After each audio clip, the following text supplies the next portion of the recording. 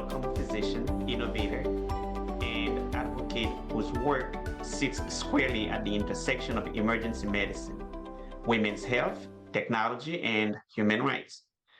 Dr. Harrigan is a board certified emergency medicine physician practicing in New York City and the co founder and CEO of HSAG, where she leverages health technology to expand access, improve communication, and strengthen the patient experience. As a frontline ER physician, she brings deep clinical insight into the urgent gaps and inequities that shape the healthcare system, especially for women, immigrants, and communities historically left out of care. A fierce advocate for maternal health equity and reproductive rights, Dr. Harrigan has dedicated her career to addressing disparities in maternal mortality, improving care delivery for underserved women, and advancing justice in healthcare. Her commitment to public health extends far beyond the United States. As a visiting professor and attending physician with Zami La Santé, partners in health at the University Hospital of Mibale in Haiti, she helped train and mentor the country's first ever class of emergency medicine residents, a historic milestone in global medical education and health system strengthening. She also volunteers with the Medical Justice Alliance, providing medical advocacy and expert evaluations to individuals impacted by incarceration and human rights violations. Dr. Harrigan is not only a clinician, she is a global citizen, an educator, strategist, and a leader committed to transforming how we deliver care, communicate health, and ensure that every community has the opportunity to thrive. Please help me welcome Dr. Nashley Harrigan to the Savvy Clinic podcast. Hello.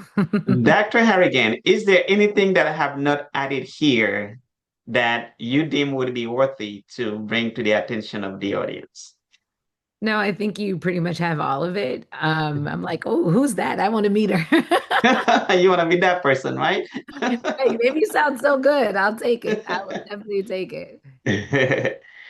All right, so I'll start with my first question here for you. What inspired your journey into emergency medicine and later your focus on public health and advocacy? So I went into emergency because of the actual earthquake that happened in Haiti. I was a student and president of at UM.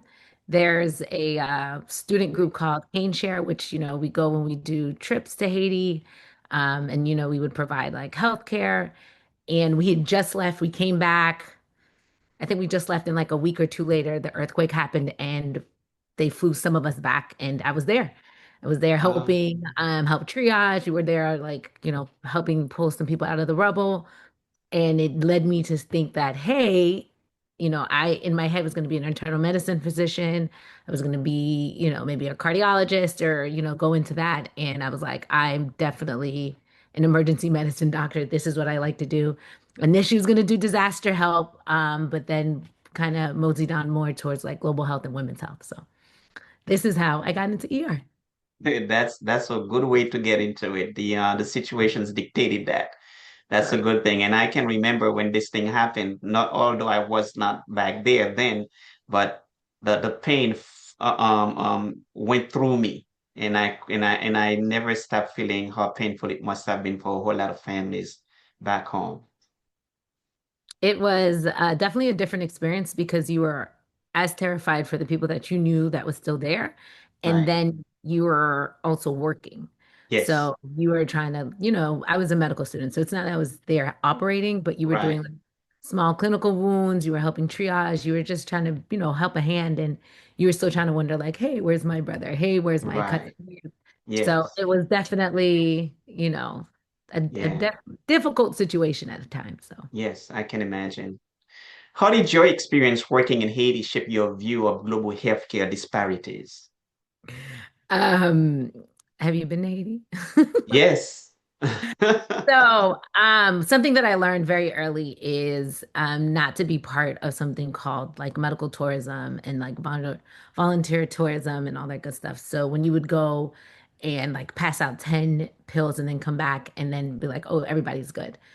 What you realized is you are leaving a subset of people to fend for themselves. And it's not fending for themselves, but we're not giving them the tools to continue when you're not there. You're not leaving a sustainable like health model.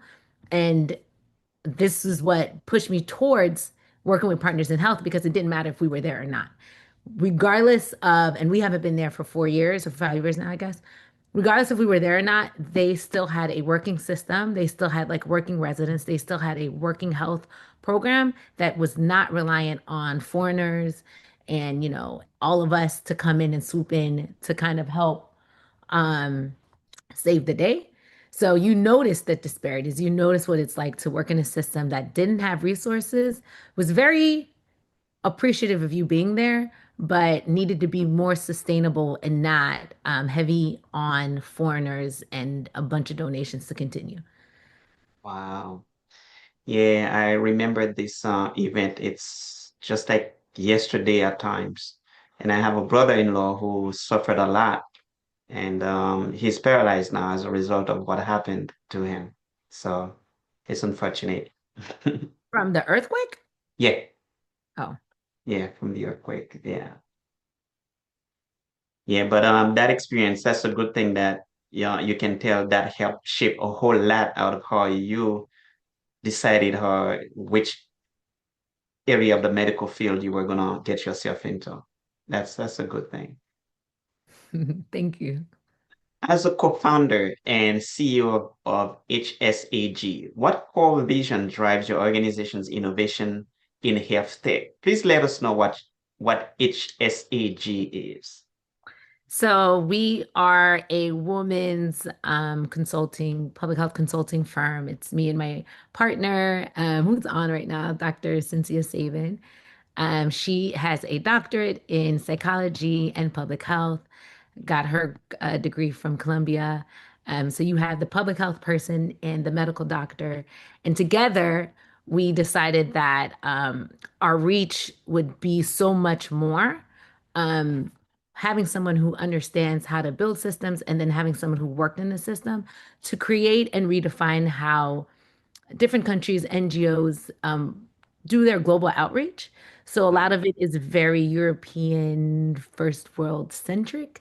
It Mm-hmm. doesn't necessarily mean that it is great for that country and that population and what's happening. Right. So our goal, our drive, we're trying to build a couple of apps. All of this is built on trying to integrate within the system that they already have and kind of cleaning up and just, optimizing the way they get things done with a woman's lens. So that's what we are. Wow. This is what we do. That's a good thing though. What's HSAG? What does that stand for? Harrigan Sabin Advisory Group. Oh, nice. That's good to know. And it's actively working in the oh, good. All right. Do you have a website? Maybe folks here Yes, can it's visit it.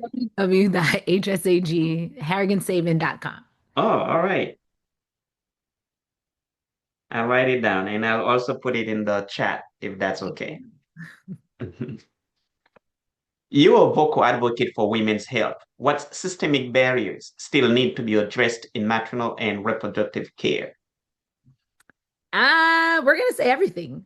I don't know if you were aware of the two incidents that happened, I guess like these last past 2 weeks of minority women literally begging to get admitted to labor and delivery and were denied and then had their kids within minutes. So Wow.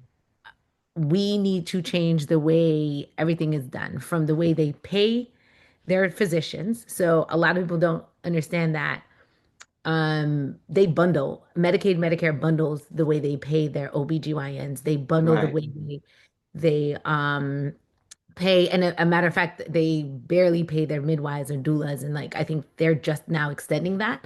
So the reimbursement of it does lead and cause more C-sections versus like natural deliveries, certain pushes. All of that has to be changed. You also have the cultural aspect of minorities they don't feel pain. They can handle this better. They're not. So the way we train the doctors, the way we train the community health workers, reaching out more the way we triage, having the education to know that, hey, this might not be something that could, be delivered here that needs a higher acuity. Training women to be advocates of themselves, that in itself is a bigger issue. A lot of times you see doctors, especially if they don't look like you might be scared to say, I'm in pain. Mhm. This doesn't feel right. This, I can't breathe, but they told me everything is fine. So I'd rather just stay home and like suck it up. Being Yeah, advocates for yourself, right? right.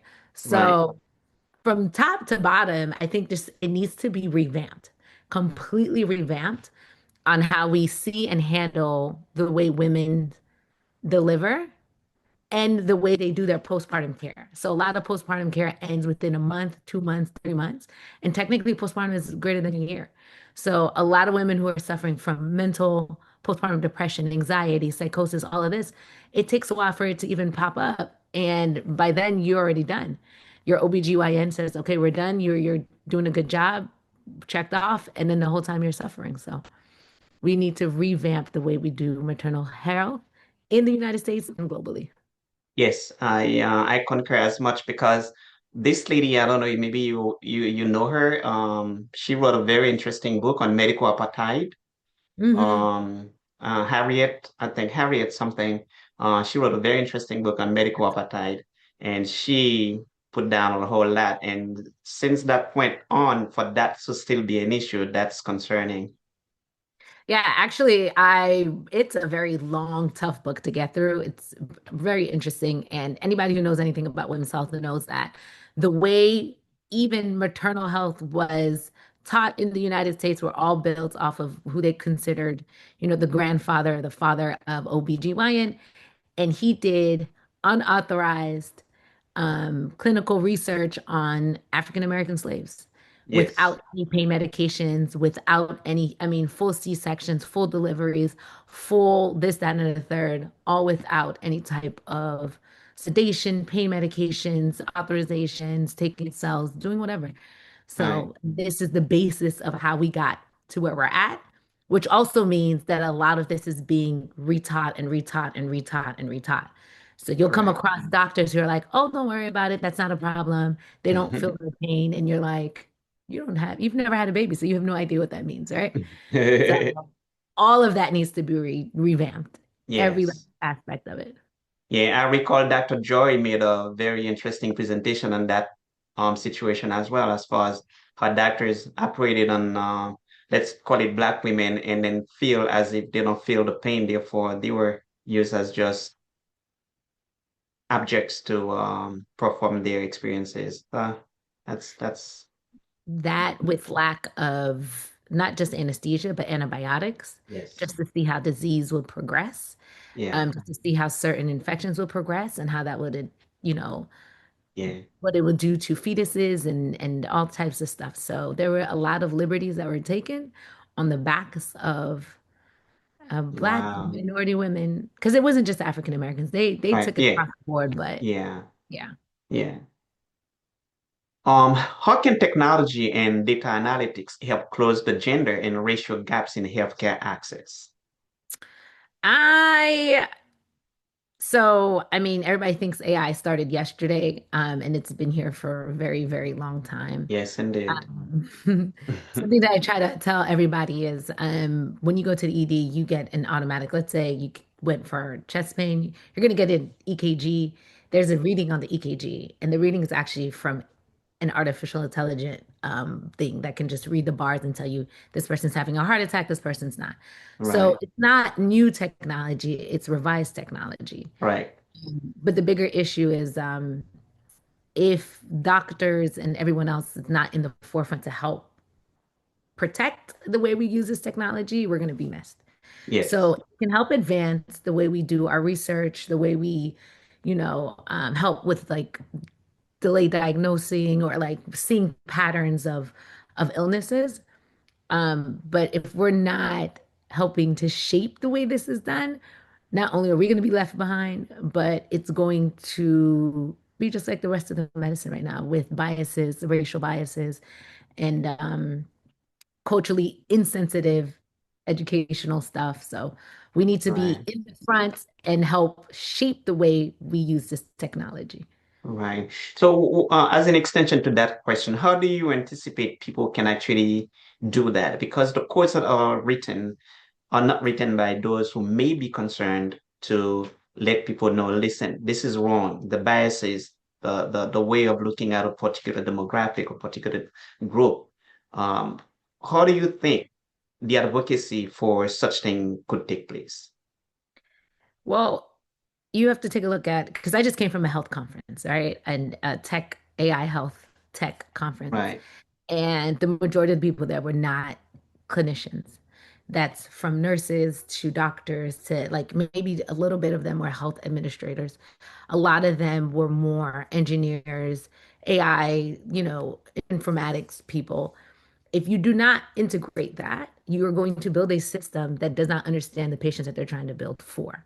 So Right. you're going to have people who build triage tools that never did triage in their life. You're going to have a system that's supposed to help maternal health, whatever that would mean, without ever being part of the experience or knowing what exactly is the reason why these women are not coming in or why they're coming in so late or why, they have a higher rate of XYZ. So a lot of this has to be integrated. And the best example I have is way, way, way, way back in the day. I was I was privy to a nonprofit organization that went above and beyond for Haiti, went above and beyond to get an ambulance um, and sent it to Haiti, right? And they did everything they did. They raised the money, they got the ambulance, they brought it over, and it was great Right. until it got to Haiti. And then they realized, A, the ambulance is too big. So it can't go down the street. It'll get stuck. Then who's maintaining Uh, the ambulance? Where is it going to stay? Where are they going to get the gas from? So right. you have this tool that was built A for the United States, which made complete sense. But when Right. you actually put it in the place that it needed to be, you Right. realize how this was not the solution. And Correct. that's exactly what ends up happening if you do not integrate people who are part of the system, who've not someone who left the system 10 years ago, but someone who's clinically part of the system, who's clinically helping to build the system, and then tailor your tech towards it. And not to replace the person, but more to enhance what and how we diagnose patients. Yeah. Yeah. I agree. Technology should not be there to replace people, but rather to make their jobs much easier. It makes sense up until you come across, I don't know, private equity and everybody else who would rather get the biggest buck for their bang and get Right. out. Yeah. So Insensitive. What policy changes do you believe would make the most significant impact on reducing maternal mortality in underserved populations? I would love to see. They need to expand the way they do their Medicaid reimbursements, like I had brought up in the beginning, how everything Right. is bundled up. And if you're not paying people for certain services, you're going to get very poor service. So the way that's done, extending the way we reimburse midwives and doulas, community health-based clinics need to be integrated into that. Um, I think again, the way we do our training needs to be redone. Uh, they should have like mandated implicit bias training, mandated culturally sensitive training, and then just strengthening the way we do our research, the transparency, the way we collect our data, the way we not just collect the data, but the way we present the data. So there are Right. different states who have different um, they will decide what they want to release, and we Right. need to make a universal way of reporting your maternal deaths, your fetal deaths, your just the way we report things, right? So Right. all of that needs to be standardized because you can't know how bad it is if everyone selectively decides what they're going to report or not. So Yeah, that's true. And you mentioned something very important there as far as how the data gets collected. And this is how sometimes you get the biases embedded into those decisions because predictive analytics can bring things to you based upon the data that's collected. So how the data gets collected, it really is detrimental or it's critical, let's say, to what the decisions eventually could be come out can come out of that. That's and also who you're getting your data from, right? So if your Exactly. cohort, it does not Yeah. look like the Uh-huh. population that you're trying to generalize, then you have a bigger issue as well, right? Right. Women were systematically left out of a lot of the clinical trials. And then because of, for whatever reason, minorities do not enter clinical trials. They just do not trust it enough or whatever it is. They're just not going to enter it. And then you run Right. into that problem as well. So who you're getting your data from and how you're reporting your data it has to be changed. This is what I believe. Right. Yeah. I totally agree with that. Um, I have a different question here for you. How has practicing emergency medicine in New York City influenced your leadership style and problem-solving approach? Yeah, yeah.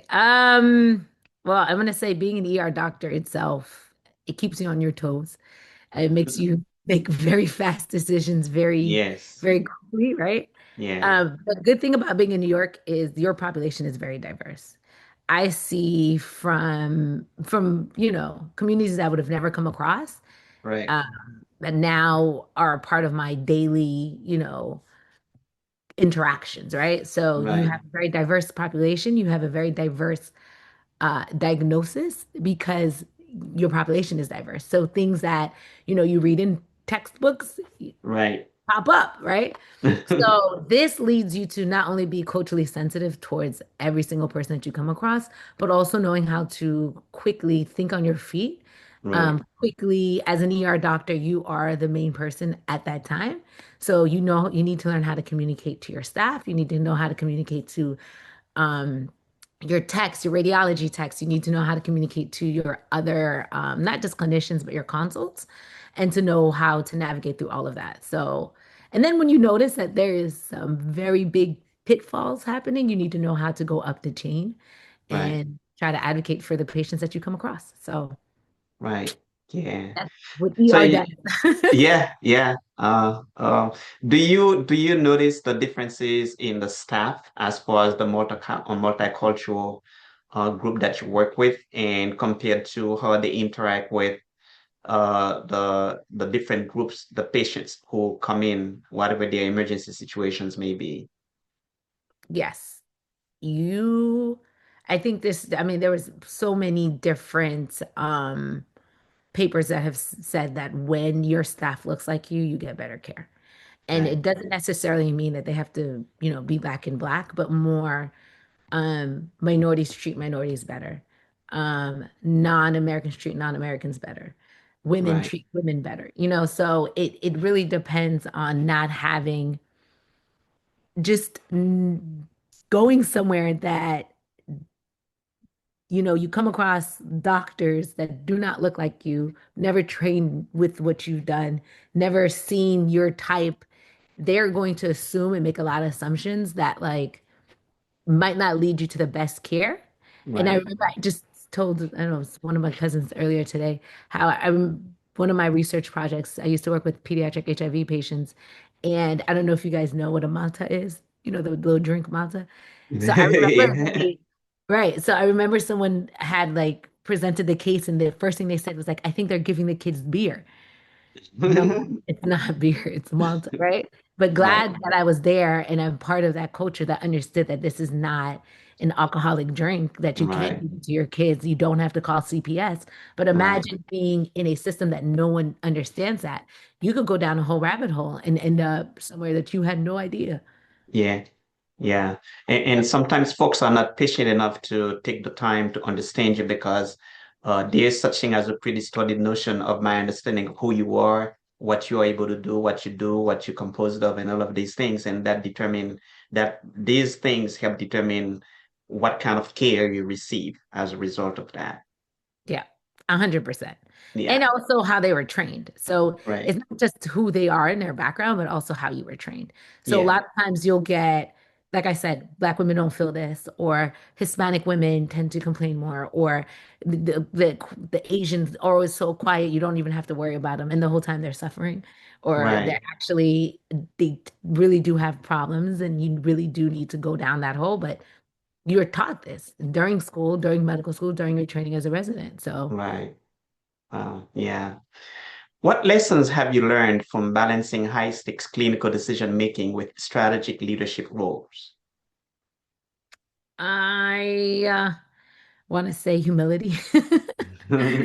Oh, you think you know until you come across something that you don't know. So I am always learning. I am the person that's picking up the book.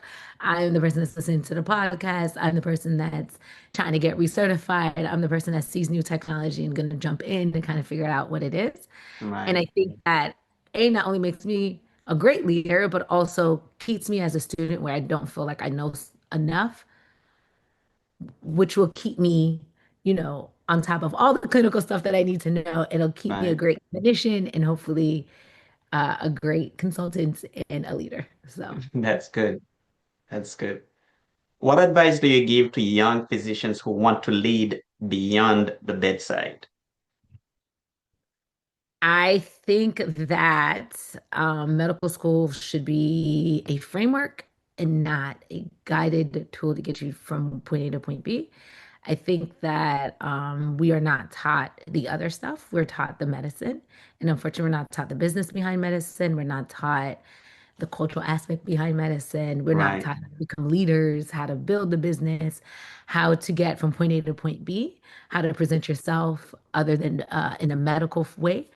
right, So I would tell anybody who wants to do anything that I want to do is don't just go to class. Start looking for mentors, start looking at people who are where you think you want to be and start picking their brains, learning how to network and advocate and go to conferences instead of just going home, study, go come back, do your clinical rounds, come back, study. right, So that boxes you in. And I right, guarantee you, once you're done, you wish you had done so much more. right. Yeah, I guess there's much more to just satisfying the requirements for the program. Yes. Yes. How do you ensure? Well, I'm sorry, I went ahead. How is HSAG leveraging technology to improve patient outcomes and system efficiency? Hi.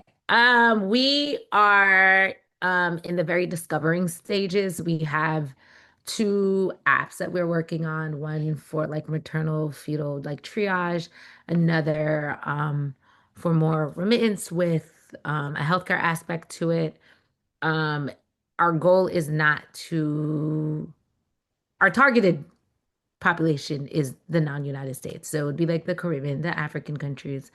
Our goal isn't to come in and change what they have, but to kind of help integrate into their system and help recognize this might not be a patient that can stay in the rural areas that need to come closer, need to get see different types of consults, and hopefully be able to get that type of care and target the very sick population that's not being targeted. Right, So, and we're also trying to help integrate and reform some of the ways NGOs and different countries do not just their women's health, but their women's health telehealth, their platforms, different programs that they're trying to integrate, but more with right, a tech aspect towards it. right. Um, just to comment in this area of NGOs, you mentioned earlier how important it is for people to look into how they use the different tools depending upon the culture that they're in, or how important that for them to discern exactly how to address certain groups. How do you think NGOs or the staff in the NGOs are performing in countries where they don't have an oversight and they do as they please based upon their own training that could have been biased, that could have been filled with pre-distorted notions of certain groups, how they behave, how they do, what they deserve, and all that. What do you think of that? Do I get to say I plead the fifth? No. First of all, we come from Haiti, which is the land of NGOs, and then it's also Yes, the land of NGOs that do their own thing. So, as bad as it was that USAID decided to pull out, well, the United States decided to pull out all their money from USAID, I think this was a blessing in disguise because now these different countries get to build their systems right, where they can A, decide. So, a lot of these driven NGOs they have what they think you need. They also have their things that to continue to get their funding that they have to accomplish. And this might not be good for you, or this might not help you as much as you think it is. So now Right. you have this opportunity to build and create your own and then see which one can fit into that, as opposed to accepting just everything and then when things fall apart, you start looking around and saying, oh my gosh. The other problem is a lot of them are probably doing the same thing without ever knowing. So Right. having like some sort of board, some sort of like regulations where you can say, we don't need a third person doing this. We don't need the fifth organization doing that, where we would rather you, if you can, if not, then maybe you're not, you might not be good for our country. You might not be good for this program. You might not be good for this platform. Right. Right. Right. So I think that there's way too many NGOs, but more importantly, it's up to the countries to regulate the way they do it, the way they vet these NGOs, and the way they keep them. If they're not producing what they said they were doing, but they're continuously getting money that is not Right. beneficial to you and your country, then it's time for them to also go, right? Yeah. So it's more Yeah. about the regulatory system of that country that needs to be revamped. Right, that's true. I don't have the statistics as to the countries that have an actual system, healthcare system, compared to other ones that do not. The presence of NGOs are more, uh, um, they are more present in those countries as opposed to the ones that truly have a healthcare system. I don't have the statistics on that, but I'm sure that's a situation that is the case. Yeah, no, it's pretty. I mean, just look at what just Haiti alone. Yeah, But if you ever just did a little backdrop, Haiti during the earthquake, so many hands came in to help fix it, right. where you know, you had different countries coming in without talking to the government, going to whatever areas that they wanted, doing amputations without ever being part of the health system itself, and then leaving these patients to themselves Yes, without the follow-up, without the physical therapy, without any type of prosthetics, without the psychologist behind that. So here right, you have someone who just now recently lost most of their family, lost their limbs, and then we just left them. And we right, did this across the board because there was no regulatory system that can say we don't need you in this place. This is not what we wanted. This is not what we need. right, right. Well, Yeah, it's I huge. It's a agree. huge problem. Yes, yes, indeed. What role do you see AI and data interoperability playing in the next generation of emergency and women's healthcare?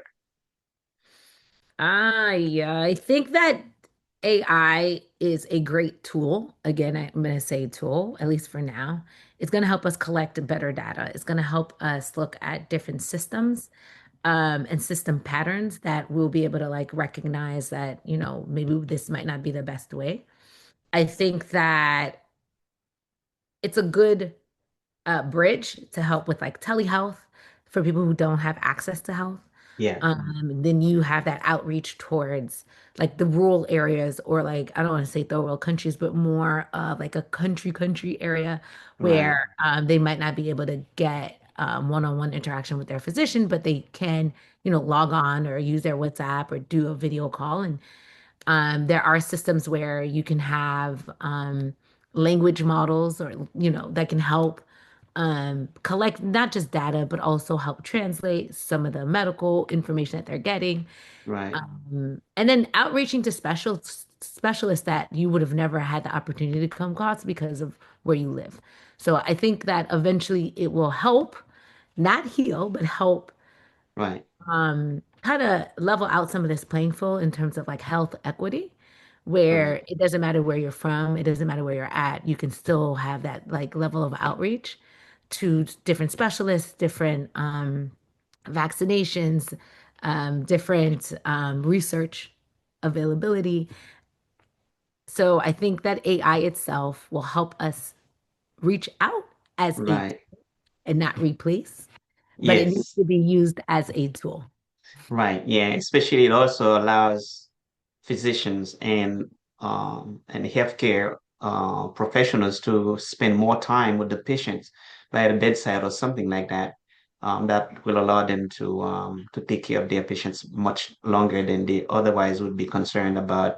Um, taking notes or putting notes down and all of that, I guess. To No? some extent, yes. But playing the devil's advocate here, a lot of that is also driven by how these physicians get paid, right? So if Yeah. you're a part Oh, of private yeah.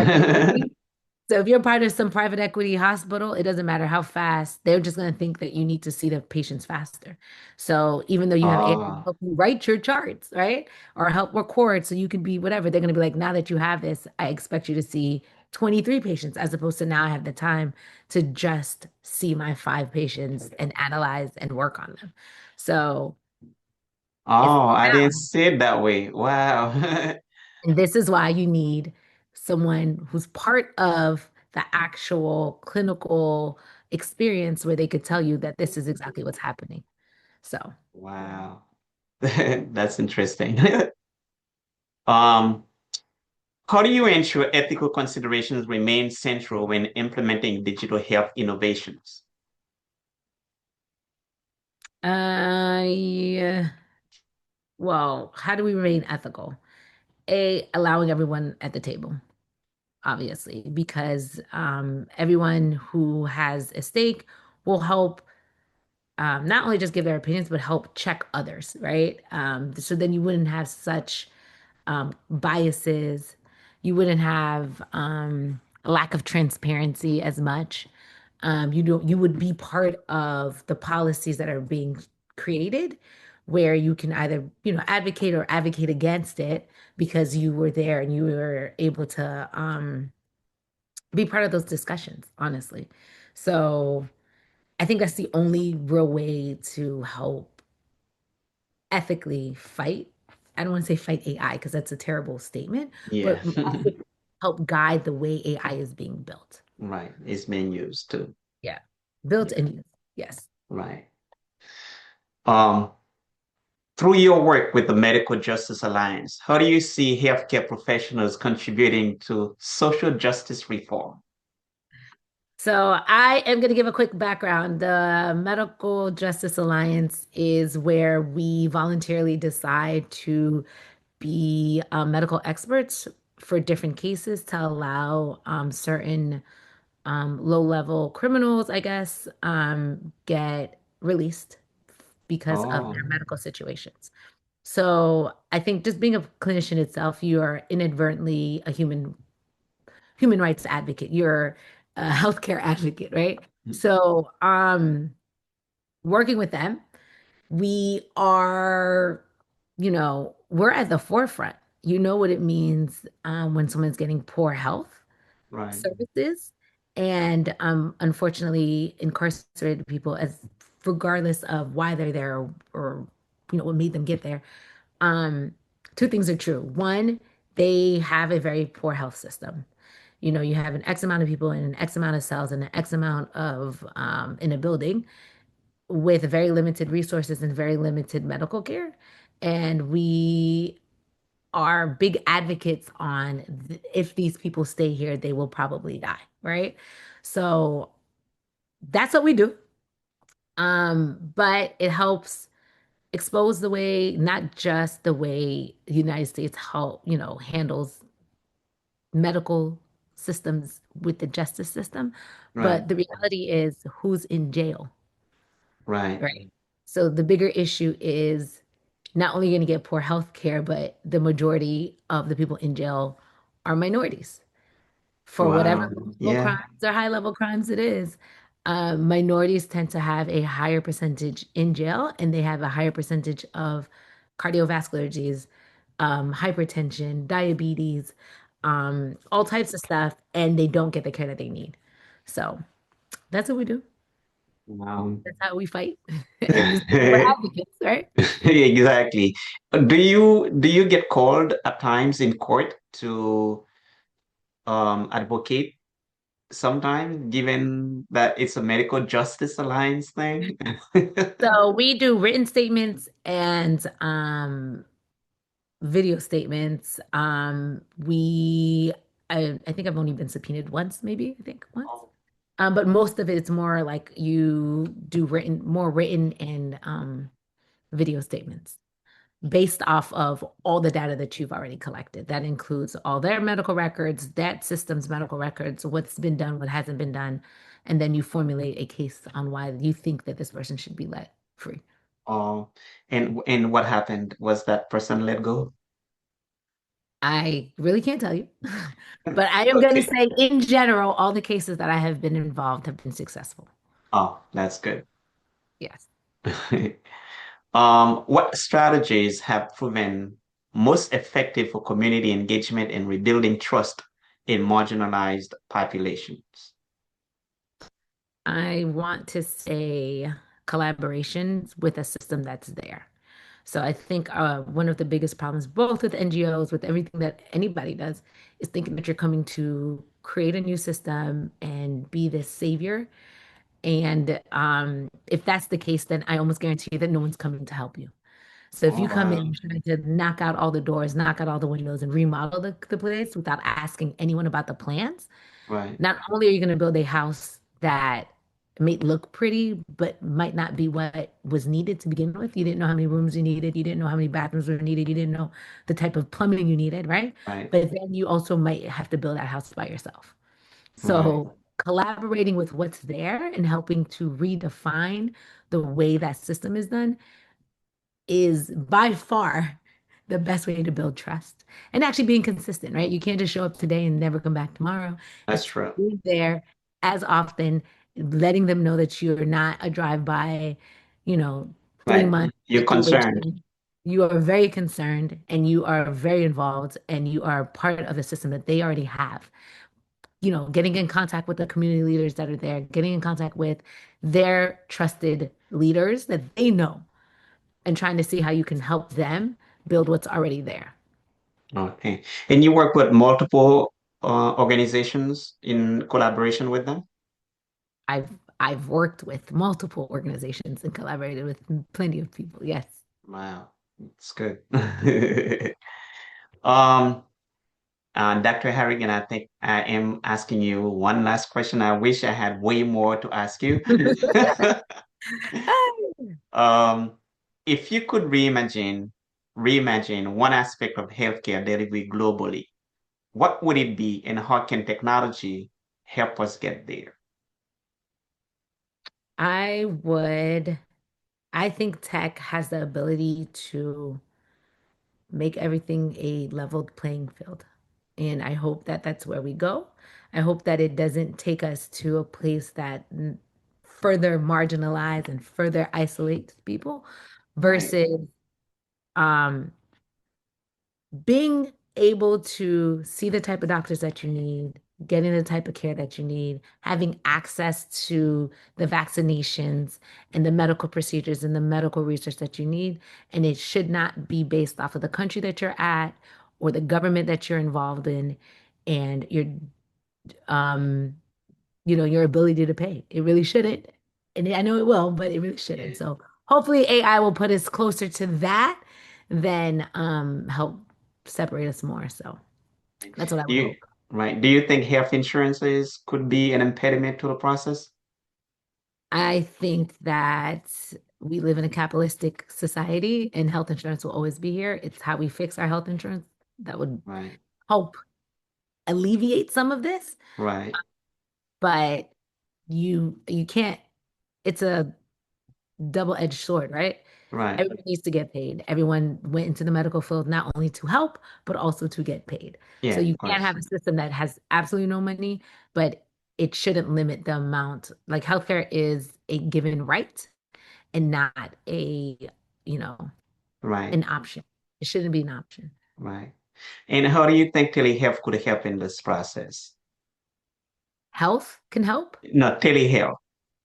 Telehealth. Well, telehealth. So I work for a telehealth program now, and it is amazing. Honestly, I talk to all types of people from not just New York City, but from other areas, up rural north, Albany, you keep going, Syracuse and that. So like I said, it is that bridge that can extend your reach, right? So I Right, can only see an X amount of people in the ER that come physically into my emergency room versus when you do telehealth, I can see way more, right? I can help way more Right. and I can help alleviate the amount of people that go into an ER because I'm able to see them where they're at. So I'm Right. also able to tell them like, hey, this person is super sick. You shouldn't stay home. Send them, go in. Right. Versus like, hey, this is something you probably can stay home and handle at your house with these type of tools. So I Right. think telehealth is an amazing tool done right. Um, and hopefully they continue because right now I think it's on the chopping block with Medicaid. So One last question out of this one. you said It that concern 10 times ago. and it concerns telehealth. Okay. Um, have you seen any difficulties with groups such as elderly people who may have technological issues accessing telehealth without young or younger generations to help them getting access? So you're always going to run into that. And it also depends on obviously like the educational level and just not just like the tech level. I think all platforms should have a very simple version of I press a button, I can call, this, or I can set up an appointment. Right. Um, but you're always going to run into that. You're always going to run into having difficulty even passing on the information. I remember it took me 20 minutes to give a guy just a phone number for him to write it down because he just couldn't figure out how to use the telehealth system and I couldn't just send it to him. And he had to take a pen and a paper and literally we had to go from number to number to number to number, right? Right. So it just, we need to simplify some of our platforms, especially for certain populations. But I don't think you're ever going to get to a point where you're never going to have someone that can't navigate it. Like Right. it's inevitable. Yeah, that's understandable. Dr. Harrigan, thank you so much. I am hoping that some of you in the audience will be to ask Dr. Harrigan one or two questions, right? Is that okay? Yeah, that's fine. Please ask her this. That was an excellent presentation. This is great. So please ask her any questions that you may have um, saved for her to ask. So it's open. Hello, Dr. Harrigan. I thoroughly enjoyed your presentation, and I was very excited to hear about your involvement in giving back to Haiti. And I was curious to find out um, what prompted you to actually get involved. I am Haitian American. I, as much as I can say I'm Haitian American, I am telling you this, I am Haitian. My mother, and dad both are born and raised in Haiti, and I was born in Miami, but they went above and beyond to make sure, my whole family made above and beyond to make sure that there was a big connection to Haiti. So I knew wherever I did, whatever I did, even if it was a medicine, I knew that I was always going to go back and help and not just like help, but help create their systems and help, any way that you can, not just as a medical savior, but more as a tourist too, right? So we used to go around and drive around Haiti all the time, spend our money, enjoy the food, and be a tourist. So as I got more involved into medicine, I, was president of Cane Chair, was part of Project Medishare with the University of Miami. I did stuff with the University of Florida, and then I just kept going. So even as an attending, as a resident, every step of my I guess like academics, I've always made it a point to go back and help out Haiti. So Haiti's with Thank me. you a lot for that. Okay, so now I have a follow-up. So if you were to give one piece of advice to children who are from Haitian descent and who are actually looking to launch into a career, what would be the advice that you give them in order for them not to forget their root and to be involved actively? Well, it's a lot harder when it's just like a general career, but I think that they need to not just look for mentors that can help them advance in terms of their career, but more mentors that come from where they come from, right? So if you are a Haitian descent, if you can find a Haitian descent or a Haitian that's done what you will do, I almost guarantee you they're going to pipe you back in into some sort of system that can help you go back to Haiti. I'm part of the Haitian Ladies Network.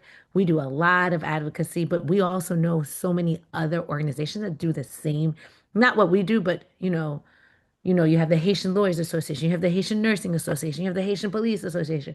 So let's say you wanted to be a police advocate.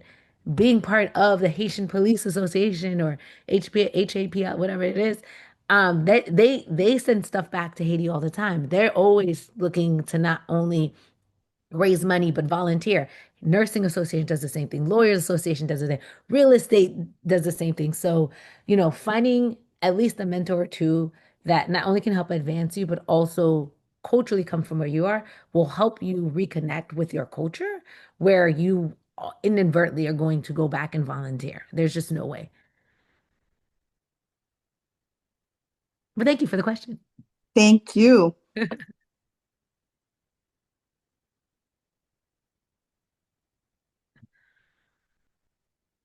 Anything else? Someone mentioned that she wished she could access the HLN from the East Coast when they are having events there. Yeah, we are slowly but surely working on that. But you should come to DC during one of our big, big events in October. Follow us on our website and you will definitely know when we're having all the other ones. We just did one in Boston, so hopefully we'll be able to extend to other places as well. What's the website? HaitianLadies.org. Oh, I'll write it here.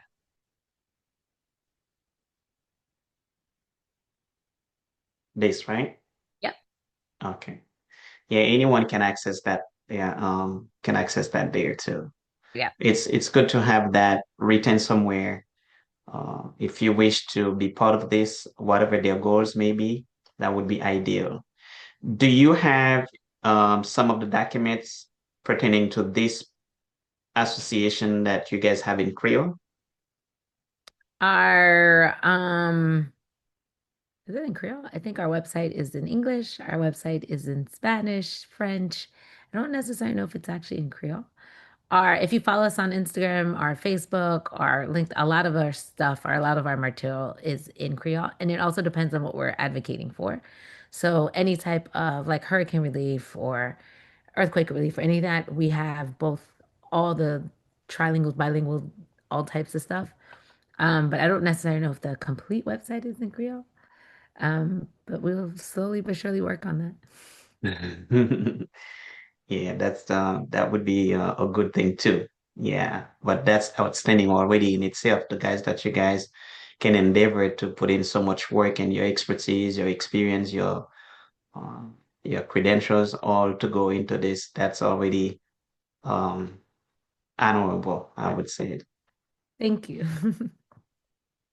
Yeah. And shout out to Dr. Cynthia Sabin. She's also part of the Haitian Ladies Network as well. Oh, is she hiding there? Or let's see. Hello, can you say hi to us? Hi, good evening, Good, everyone. Thank good you. evening. How are you? I am well, thank you. Great job, Dr. Nash. This is very informative, especially I like how you answer the question on how individuals can plug back in. Is really networking and connecting to someone in your profession. And that's the best way. I always say the same as well. If you're interested in either accounting or being an attorney or being a Oh, did we lose her? way to Oh, I think her communication got disconnected. Oh, okay, she's here. Can you hear us? I can you all hear me or you did not hear me? No, we Did did I not hear lose you you for a all? minute. Yeah, we did not hear you for a minute. I think you were breaking up a little. Yeah, I'm sorry. I must be where I am in the area I'm Right. just wanting to say thank you for having me and wonderful job, Nash, as always. And this is a great area and great topic, especially when we talk about how individuals can connect to Haiti is being involved in association that's within your profession to be able to connect to Haiti, and especially around when we talk about what does it look like to give back, what does impact look like. And I always say that impact is not just about, oh, let me just send things, but really about networking and connecting people and helping them to scale up. I think that's the beauty of, you know, being a part of Harrigan and Sabin, co-owner with Nashley and Harrigan and Sabin. We want to make sure that we scale up. With Dr. Harrigan and I, we want to make sure that women understand that, like, your health is wealth, right? And if you invest in your health, you're able to be greater part of community. You're able to give to your family. You're able to transform the lives of other people. And that's the goal of Harrigan and Sabin, is to make sure that we help women in terms of understanding their health and scale that up. Yeah, that's very good. And if you guys have anything that you'd like for me to post on my website, maybe a statement that you'd like, and I can always do that. I wouldn't mind that at all. And maybe folks who visit it will be able to see what you guys are about. And I don't mind opening a separate small section for that. Thank you. Yeah. So that's good work, and you ladies are outstanding in that kind of endeavor. Appreciate it. Anyone else with any questions? I'm sorry, how long have you been doing that, Dr. Harrigan? How long have I been involved like that so actively? I want to say my whole medical career. So that's, I guess, greater than 12 years. I started even as a medical student, or maybe I think even before, maybe college, volunteering. But I did definitely a volunteer throughout my medical school, throughout my residency, and then obviously I continued as an attending. And now we branched off. Now as a co-owner. So there you go. That's good. Anyone else with any other questions for Dr. Harrigan?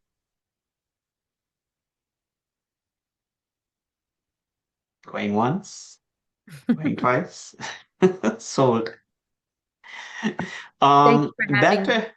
Dr. Harrigan, thank you for sharing your story, your expertise, and your extraordinary commitment to public health and human dignity.